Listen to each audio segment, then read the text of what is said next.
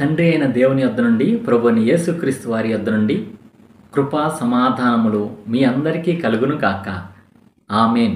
July నెల 7వ తారీఖు కొరకై ఏర్పాటు చేయబడిన ఎడారిలో సెలయేర్లు అనుదిన ధ్యాన భాగమును చదువుచున్నాను. వాక్య భాగము: నన్ను మెరుగుపెట్టిన అంబుగా చేసి తన అంబుల పొదిలో మూసిపెట్టి ఉన్నాడు. యెషయా గ్రంథము 49వ అధ్యాయము 2వ వచనము. ధ్యాన భాగమును చదువుచున్నాను. కాలిఫోర్నియా తీరంలో పెస్కడీరో ప్రాంతంలో ప్రసిద్ధి చెందిన గులకరాళ్ల సముద్ర తీరం ఉంది. కెరటాలు తెల్లని నురగతో నిరంతరం ఘోష పెడుతూ తీరాన ఉన్న రాళ్లపై విరిగిపడుతూ ఉంటాయి.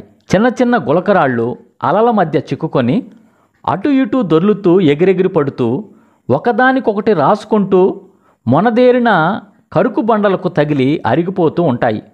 పగలు రాత్రి విరామం లేకుండా ఈ చిత్రహింస అలా కొనసాగుతూనే ఉంటుంది. అయితే దీనివల్ల ఫలితం ఏమిటి? ప్రపంచం నలుమూలల నుండి టూరిస్టులు ఆ బీచ్ని చూడడానికి వస్తుంటారు. ఆ గులకరాళ్లను ఏరుకుంటారు. వాళ్ళ డ్రాయింగ్ రూముల్లో ఆ రాళ్లను అలంకరించుకుంటారు. కానీ సముద్రంలోకి చొచ్చుకు వచ్చిన గుట్ట చుట్టూ తిరిగి కొంత అవతలగా వెళ్ళండి. తుఫాను తాకిడి లేక నిత్యము వెచ్చని సూర్యరశ్మిలో ఎన్నెన్నో రాళ్లు కనిపిస్తాయి. టూరిస్టులు వాటివైపు కనీసం చూడనైనా చూడరు. ఇన్నేళ్లుగా ఈ రాళ్లనెవరూ ఎందుకు ఏరుకోవడం లేదు? ఎందుకంటే కెరటాల హింస, నీటి అలలు కొట్టించే పల్టీలకి అవి దూరంగా ఉన్నాయి. ఆ ప్రశాంతత, సౌఖ్యం వాటిని ఉన్నవి ఉన్నట్టుగానే ఉండేలా చేశాయి. రకరకాల వికృతమైన ఆకారాల్లో అందం చందం లేకుండా అవి ఉండిపోయాయి. దేనికైనా పదును, మెరుగు రాపిడి వల్లనే వస్తుంది. మనల్ని ఎలా మెరుగు పెట్టాలో దేవునికి తెలుసు గనుక మనల్ని మలిచే పని దేవునికే పూర్తిగా వదిలేద్దాం.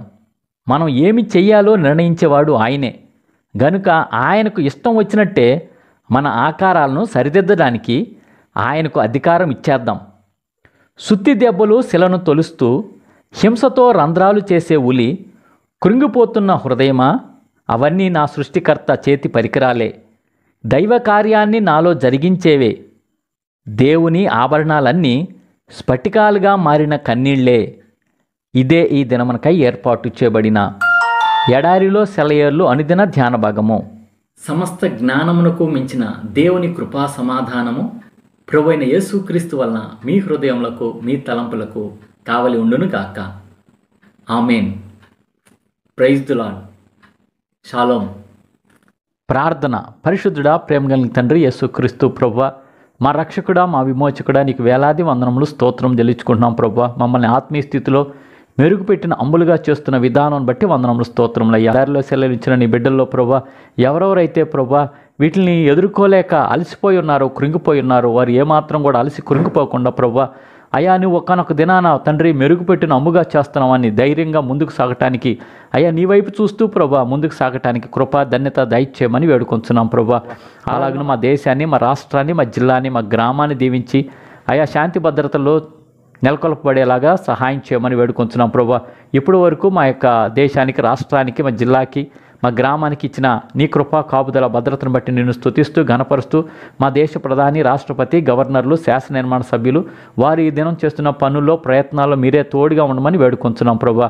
అలాగే నింగిని, నేలని, నీటిని పోయే వాళ్ళందరికీ కూడా వారికి గమ్యస్థానానికి క్షేమంగా చేరటానికి సహాయం చేయండి అయ్యా. విమానం ద్వారా కానీ, ట్రైన్ ద్వారా కానీ, బస్సు ద్వారా కానీ, కారు ద్వారా కానీ, ఇంకా ఓడ ద్వారా కానీ, ఆయా ఇతర వాహనాల ద్వారా ప్రయాణిస్తున్న ప్రయాణికులు అందరికీ కూడా ప్రభా క్షేమకరమైన ప్రయాణం దయచేయమని వేడుకొంచున్నాం ప్రభా. డ్రైవర్స్, ట్రక్ డ్రైవర్స్ని బట్టి ప్రార్థన చేస్తున్నాం ప్రభా. పైలట్స్ని బట్టి ప్రార్థన చేస్తున్నాం ప్రభా. వారి క్షేమకరంగా ప్రయాణికుల్ని గమ్యస్థానానికి చేర్చడానికి కావాల్సిన జ్ఞానంను దయచేయమని వేడుకొంచు. ఈ దిన దీవెనలతో అందరిని నింపమని వేడుకొంచు. నజరేయుడైన యేసు నామములో ప్రార్థించి వినయంగా వేడుకొంచున్నాము తండ్రి. ఆమేన్.